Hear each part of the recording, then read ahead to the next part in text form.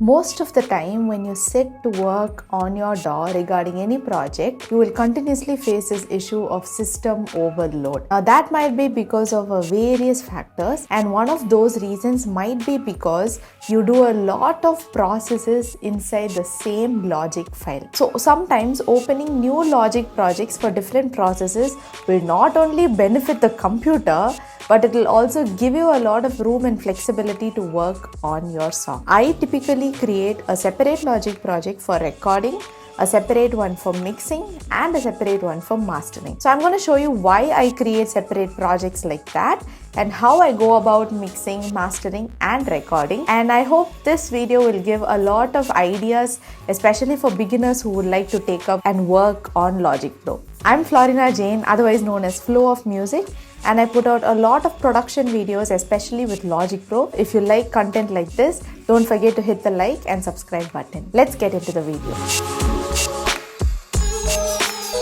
I'm going to show you the basic thing, that is putting the right settings for your track. So when you press Command and comma, you will get this window, and the first thing is buffer size. Always remember, when you are in the recording stage, your buffer size has to be low. What buffer size means is basically the time taken when you listen to your playback. So you don't want a long latency, right? Meaning I want to hear my playback in real time. I don't want to have any delay when I'm recording. If I have a delay, then I can't record properly, right? So my latency should be in the bare minimum possible. So buffer size should be any of these lower values. You can't use 32 in the long run because your computer will not be able to handle 32.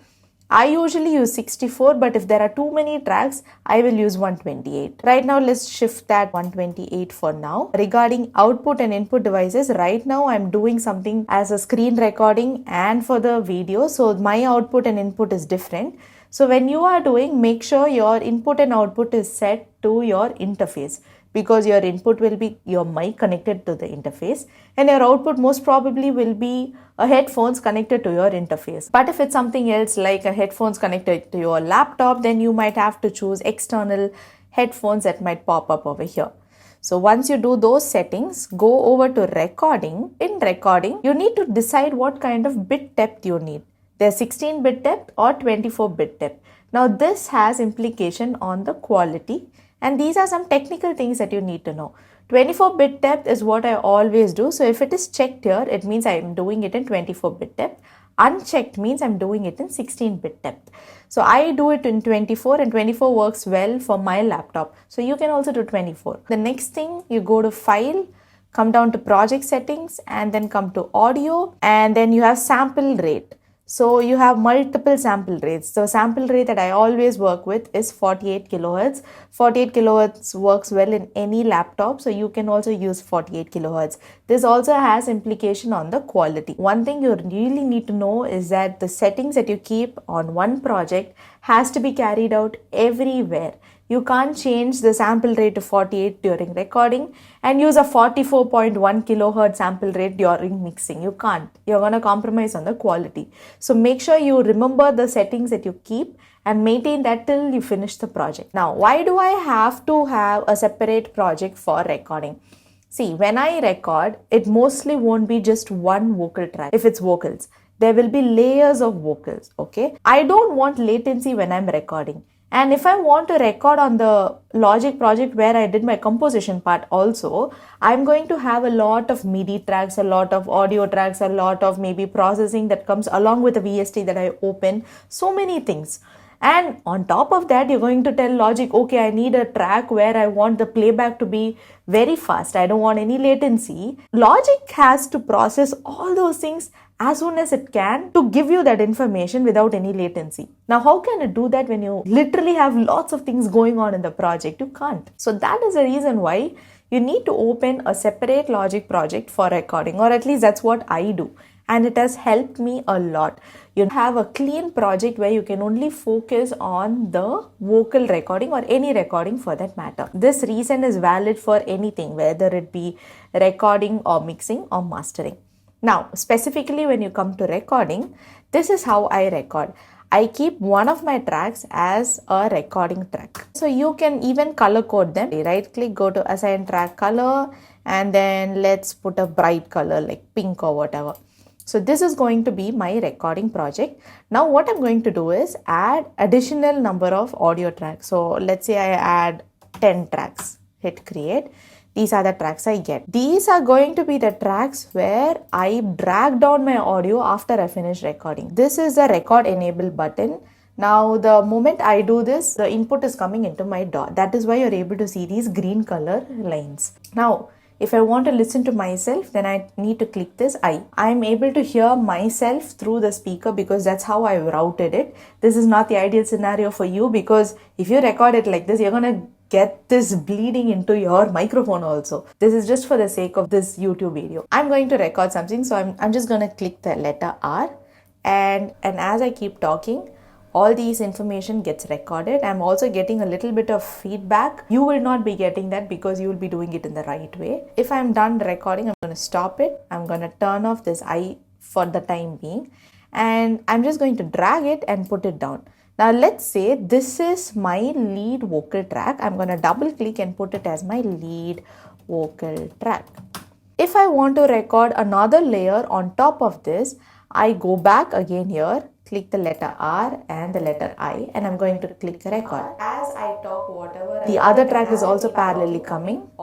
If I want to reduce the volume, I can do that, and I'm going to stop it right here. Now let's say this is my harmony track. So I'm just going to click, drag it over here, and I'm going to write this as my harmony. Maybe my harmony 1. So if I record another harmony, I'm going to bring this down. This is going to be my harmony 2. Maybe I want to pan this. I'm going to put it on the left and on the right.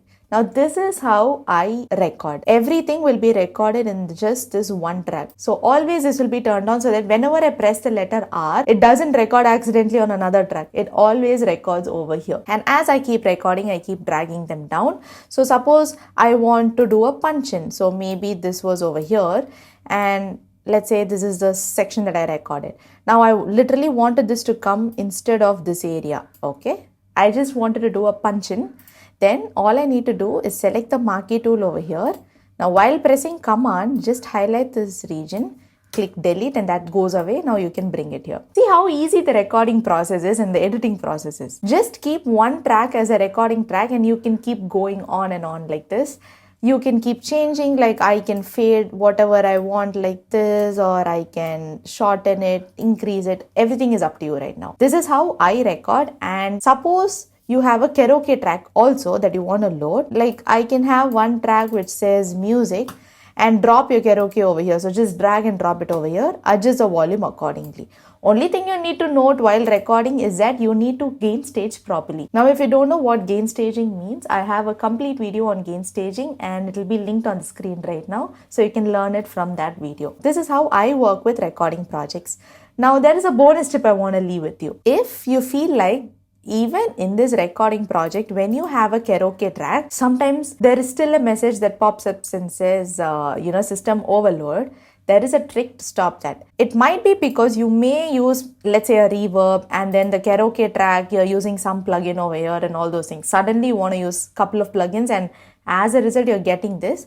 Just right click on the top, go to custom bar control bar, and somewhere over here, low latency monitoring mode. Select that and come back. So this is the low latency monitoring mode. Click this on and then do your recording. You mostly won't be getting any of these system overload issues. What this does is basically turns off any plugin that takes up a lot of processing power or all those sorts of things. It'll just temporarily mute them or turn them off. That's it. So this is how I work with recording. Now I'll show you an actual recording project that I did. So if you see here, I've got all these tracks. Now if you wonder how all these things randomly opened up, I have actually hidden them. So you click H and it unhides. Now I've got all these tracks, but these are audio tracks. Initially I had a couple of MIDI tracks. I just transformed them into audio so that I don't have any latency issues. And I have a reference track. Now this is the track I used for this project earlier, and I wanted a guide. And then what I've also done is routed all these tracks into this. I'll show you. All these are my instrument tracks, and they are not going to the stereo out where it normally goes to. Instead, I've changed the location to bus tracks. And where is that bus going? Let's go over there. Bus number 1. Yeah, bus number 1 is here. So I've renamed this as track, right click it and created a new VCA so that it shows up over here. The whole track comes over here and I can just control the volume over here. That's one thing I did. Second, look at this. I have a recording track and I have a lead vocal track. I have a lead vocal too because sometimes, the words merge and this is going farther than this word, right? All those reasons I have another one. I have a harmony track, another harmony. I've got ad-libs and this is how typically my track will look like. The only other thing I might be having is a reverb. See, I've added a bus too and I've added a little bit of reverb so that when I play back for the singer, they will hear it with some reverb and it will sound a little natural rather than being completely raw. This is how my recording tracks look like. Now let's go over and talk about mixing tracks.